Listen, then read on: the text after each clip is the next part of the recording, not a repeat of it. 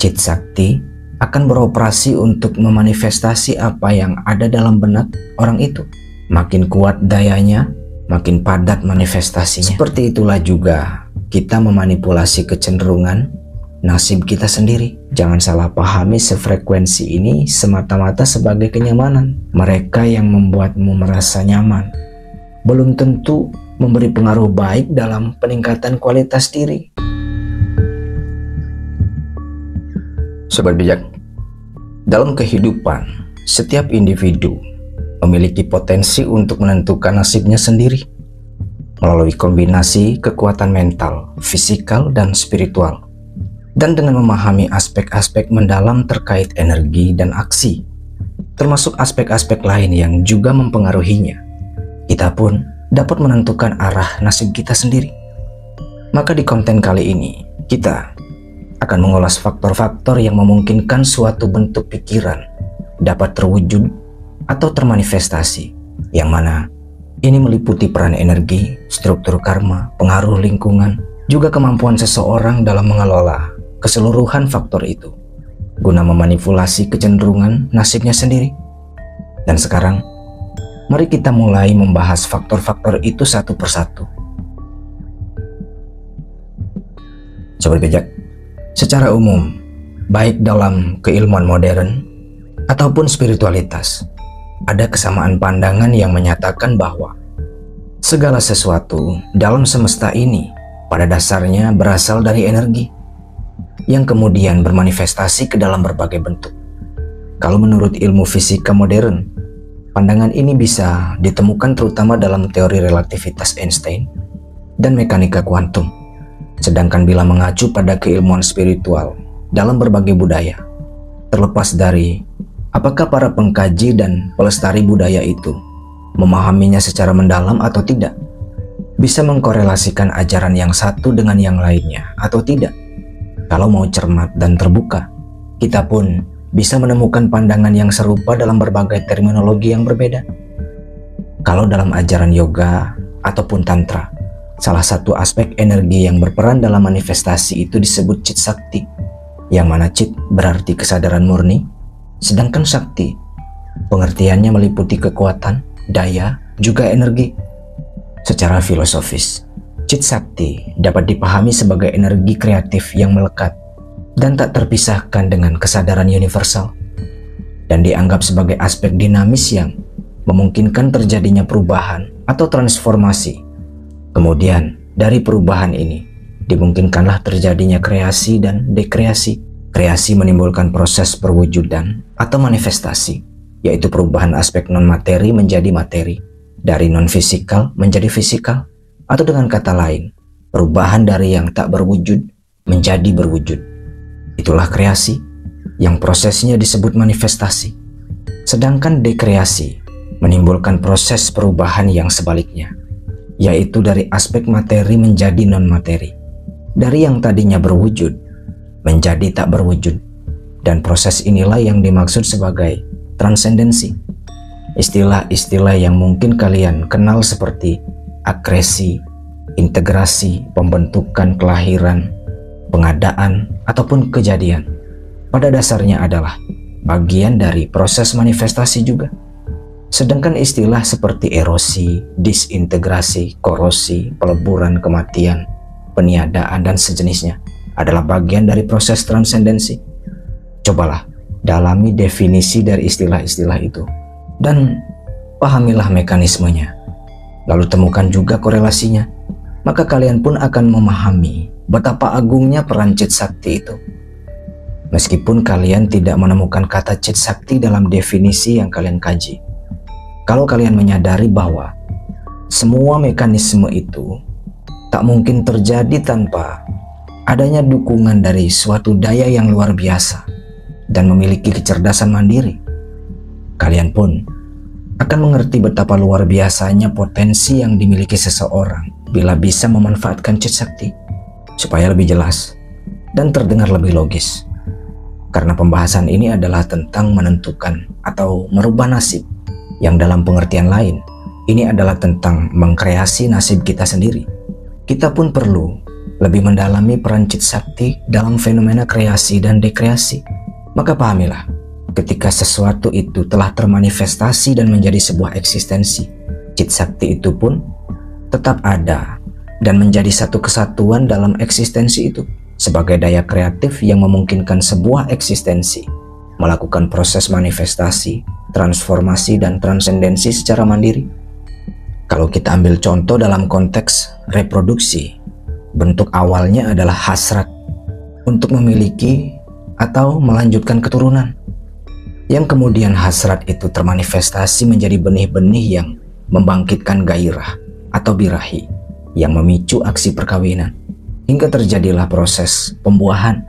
Dalam pengertian lain, aksi ini juga bisa kita sebut sebagai aksi kreasi.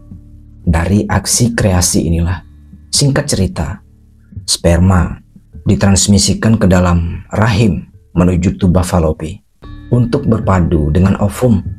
Akibat perpaduan itu, timbullah reaksi biokimia dan membuat mereka bertransformasi menjadi zigot.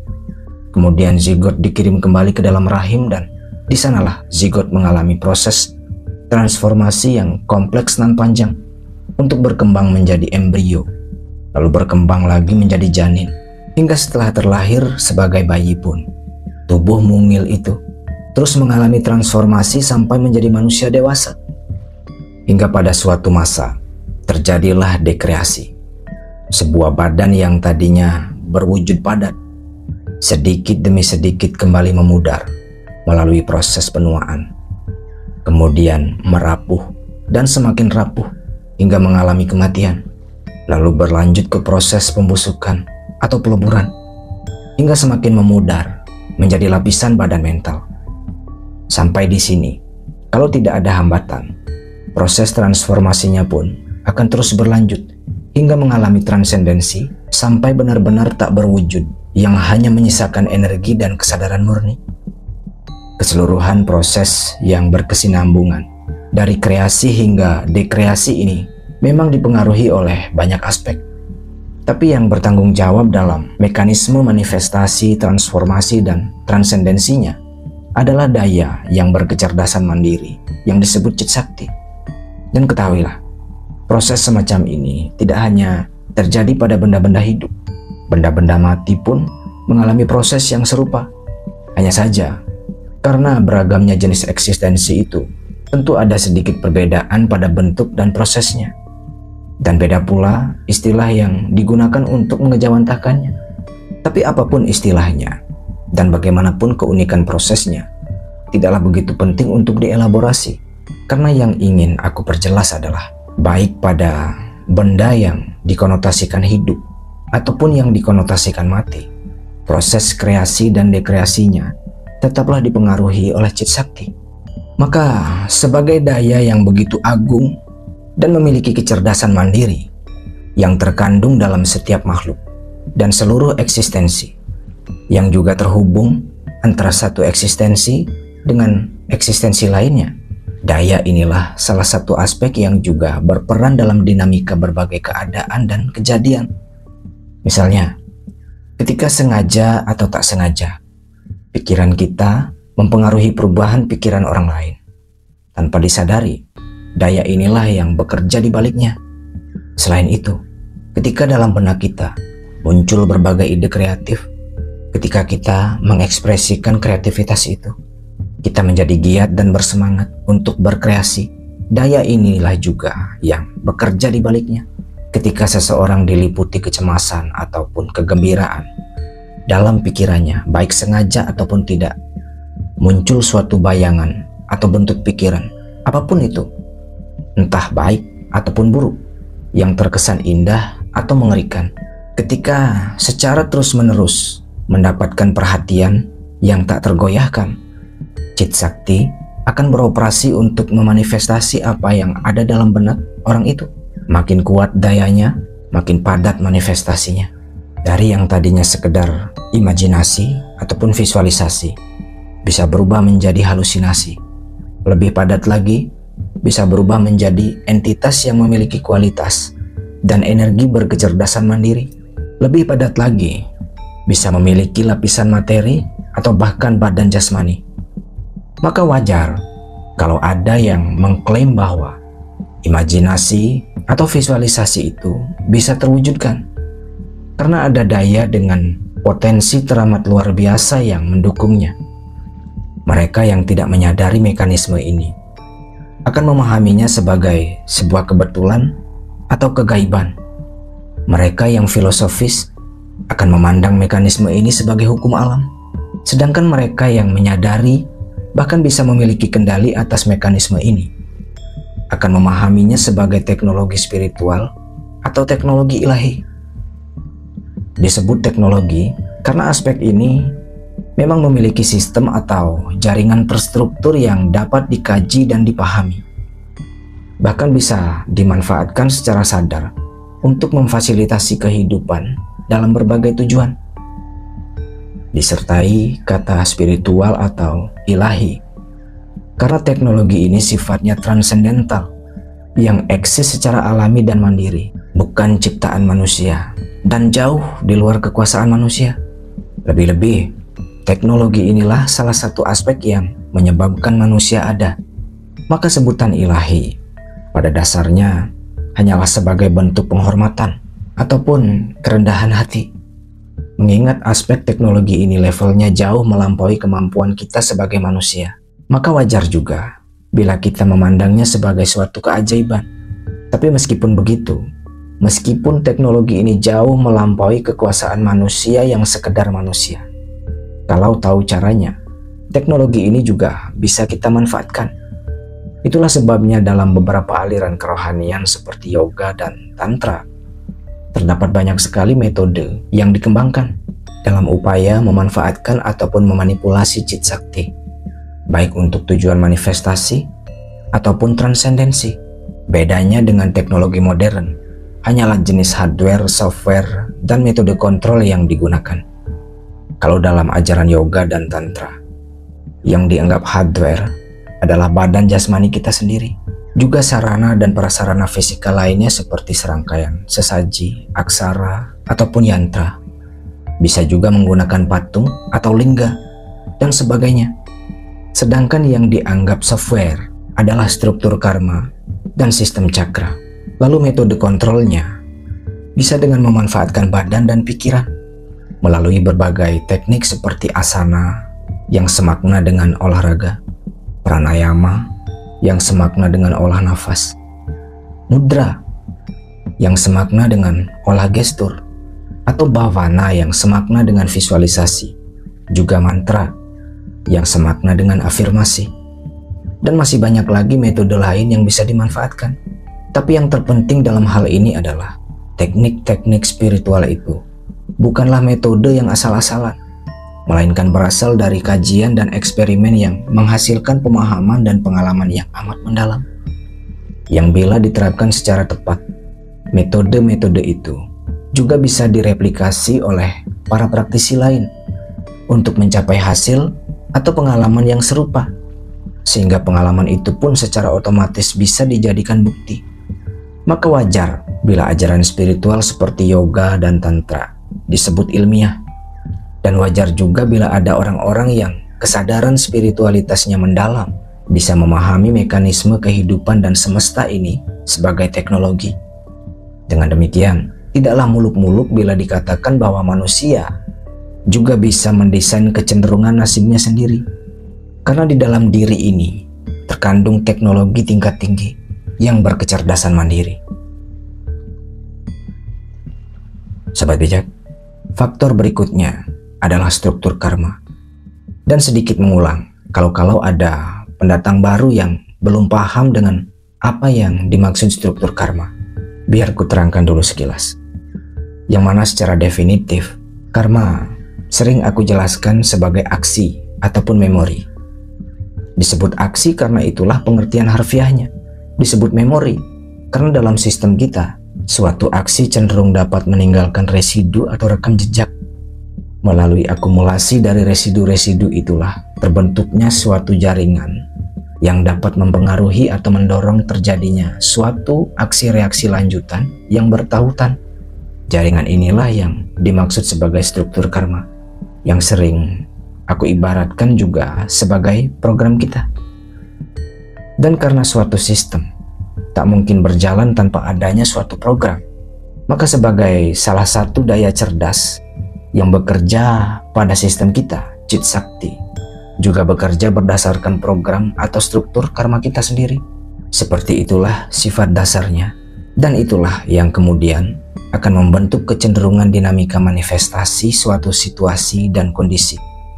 Dan karena manifestasi merupakan proses transformasi dari aspek non-fisikal menjadi fisikal, maka tentu dalam konteks mewujudkan angan-angan atau harapan, entah itu terkait asmara, finansial, ataupun profesi, proses manifestasinya tidak cukup hanya dengan aksi mental saja, tapi juga perlu dukungan aksi fisikal. Karenanya, kualitas dari manifestasi itu juga bergantung pada kualitas tindakan konkret kita.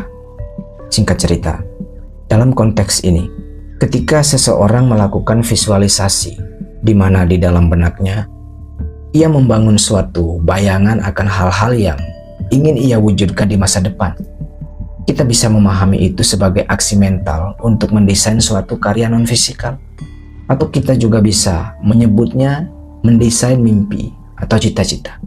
Dari aksi mental inilah sejumlah daya akan dikerahkan untuk membentuk kecenderungan non-fisikal pendukungnya, seperti tumbuhnya niat dan hasrat, munculnya ide kreatif, hingga terpancarnya aura tertentu untuk menarik aspek pendukung dari lingkungan sekitarnya. Itulah beberapa aspek non-fisikal yang dapat memicu timbulnya dorongan untuk melakukan suatu eksekusi. Tapi kalau dorongan itu tidak ditindaklanjuti dengan aksi konkret yang sejalan dan memadai, maka proses manifestasinya pun akan kurang sesuai dengan yang diharapkan, bahkan sulit untuk terwujudkan. Itulah sebabnya ada sebuah nasihat tentang berdoa sambil berusaha, karena pada dasarnya baik melalui doa, mantra, imajinasi, ataupun visualisasi, proses manifestasinya tetap melalui mekanisme yang serupa, yang intinya membutuhkan keselarasan antara daya dan karma, termasuk atmosfer di sekitar kita. Dan karena sebagai daya, Cit Sakti bekerja mengikuti struktur karma, alias mengikuti kecenderungan yang terbentuk oleh rekam jejak kita. Maka pahamilah, proses manifestasi ini bukanlah ongkang-ongkang kaki setelah menciptakan mimpi. Sebab itulah, kita perlu juga melakukan aksi konkret untuk mendukung visualisasi kita. Kita tidak harus tahu langkah-langkah spesifik apa yang perlu kita lakukan. Kita hanya perlu meningkatkan kualitas diri dan etos kerja, agar ketika visualisasi itu termanifestasi menjadi sebuah kesempatan, kita pun punya kesiapan yang dibutuhkan. Dan mekanisme inilah yang secara filosofis dipahami sebagai hukum kepantasan. Sobat bijak, kalian pasti pernah juga mendengar ungkapan bahwa rezeki dan jodoh atau nasib itu sudah ada yang mengatur dan tidak akan tertukar, iya kan? Tapi pahamilah bahwa ungkapan itu hanyalah metafora. Ungkapan itu bukan untuk dipahami seolah ada sosok agung yang secara misterius, dengan sengaja atau secara acak membeda-bedakan kodrat ataupun takdir seseorang. Bahkan sosok agung yang dimaksud sebagai pencipta itu pun sejatinya adalah metafora. Tidak ada sosok, yang ada adalah kesatu paduan antara kesadaran dan energi yang maha agung, yang tiada putusnya beraksi reaksi hingga membentuk suatu sistem jaringan yang universal, yang salah satunya adalah sistem karma. Orang-orang bijak sejak zaman dulu pasti sudah menyadari tentang hal ini. Hanya saja karena kebudayaan yang berbeda, dengan kemampuan intelektual atau tingkat pemahaman masyarakat yang berbeda, tentu memerlukan cara atau gaya bahasa yang berbeda pula untuk menjelaskan itu pada komunitasnya. Tapi intinya adalah ungkapan ini mengacu pada mekanisme karma yang membentuk suatu kecenderungan. Dan karena setiap orang memiliki struktur karma yang berbeda, sebab itulah kecenderungan nasib mereka pun berbeda-beda. Dan karena nasib seseorang mengikuti kecenderungan yang terbentuk oleh struktur karmanya sendiri. Sebab itulah, secara metaforis, rejeki ataupun jodoh itu dikatakan sebagai nasib yang tak akan tertukar. Dan bagi kalian yang juga mendalami primbon, astrologi, ataupun numerologi, kalian pasti juga memahami bahwa alur nasib seseorang memang bisa dibaca. Kecenderungan rezekinya, asmaranya, dan sebagainya. Semua itu adalah pola dasar yang sebenarnya terbentuk dari struktur karma. Formulasi angka dan waktu kelahiran, pergerakan geometris antara bulan, bintang, planet, termasuk gejala alam yang terjadi bertepatan dengan kelahiran kita. Semua itu juga merupakan suatu aksi, dan aksi-aksi alamiah itu juga meninggalkan suatu residu, yang mana darinya terbentuklah suatu kualitas atau sifat alami yang bisa mempengaruhi karakteristik manusia. Maka itulah beberapa aspek lain yang juga ikut membentuk struktur karma kita. Maka wajar kalau seseorang memiliki kepekaan persepsi terhadap mekanisme dan sifat alami itu. Dia pun bisa membaca kecenderungan nasib seseorang. Tapi pahamilah, kecenderungan ini bukanlah sesuatu yang sifatnya mutlak. Karena meskipun setiap orang memiliki struktur karma bawaan dan pengaruh sistem karma itu sangat kuat, tapi bukan berarti kecenderungan itu tidak bisa berubah atau diubah. Kalau seseorang memiliki niat dan kemauan yang kuat, lalu secara konsisten melakukan aksi-aksi sesuai dengan kehendak dan tujuan yang ingin dicapai, maka struktur karmanya pun lambat laun akan berubah, dan kecenderungan nasibnya pun bisa mengalami perubahan sesuai dengan yang diinginkan. Maka dari itu, salah satu cara yang bisa dilakukan untuk memanipulasi kecenderungan nasib kita adalah melakukan aksi mental seperti visualisasi, lalu mendukungnya dengan aksi fisikal atau aksi konkret yang selaras dengan aksi mental itu. Seperti itulah kita memanipulasi karma. Seperti itulah juga kita memanipulasi kecenderungan nasib kita sendiri. Kemudian, faktor berikutnya adalah lingkungan. Faktor ini juga tidak bisa diabaikan, karena meskipun kita sudah melakukan visualisasi dengan sangat baik, lalu mengimbanginya dengan aksi konkret, serta meningkatkan kualitas diri, tapi kalau lingkungannya tidak mendukung, proses manifestasi itu pun bisa mengalami distorsi. Sampai di sini, mungkin ada yang bertanya, bukankah tadi dijelaskan bahwa daya dari Cit Sakti bisa memancarkan aura untuk menarik aspek-aspek pendukung dari lingkungan sekitar kita? Lalu kenapa sekarang jadi terdengar kurang sejalan? Maka pahamilah bahwa bukan hanya kita yang bisa bervisualisasi. Orang lain sebagai salah satu aspek eksternal kita juga punya kehendak dan angan-angan mereka sendiri. Mereka juga bisa melakukan doa, mantra, imajinasi, ataupun visualisasi.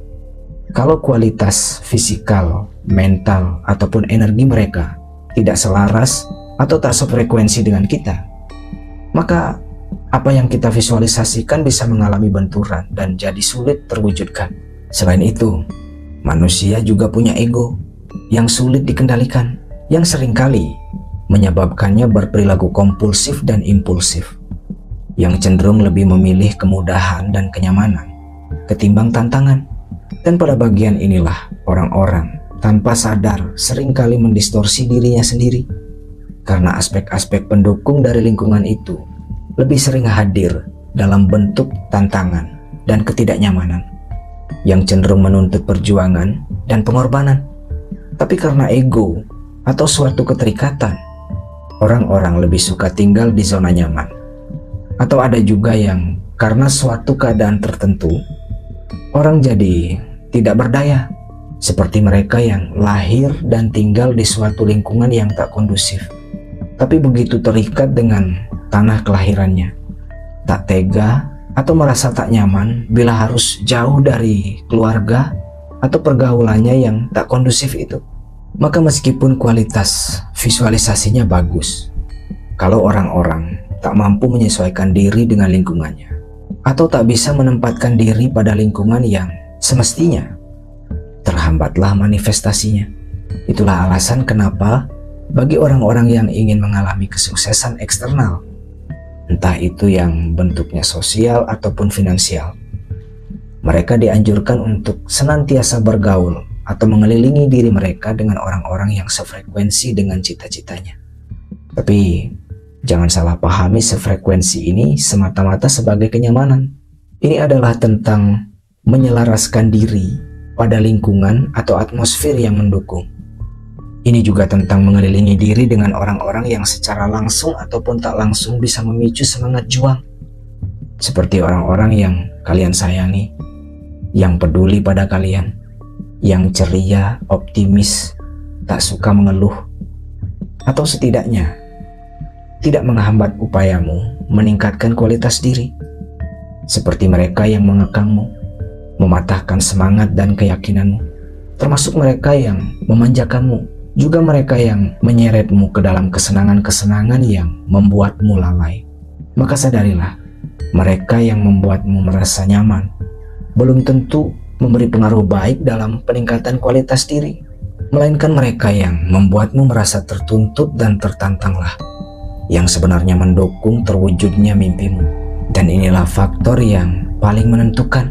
Maka untuk meningkatkan kinerjanya, kita pun butuh asupan energi spiritual, yaitu energi, supaya energi itu tergiring ke arah yang tepat.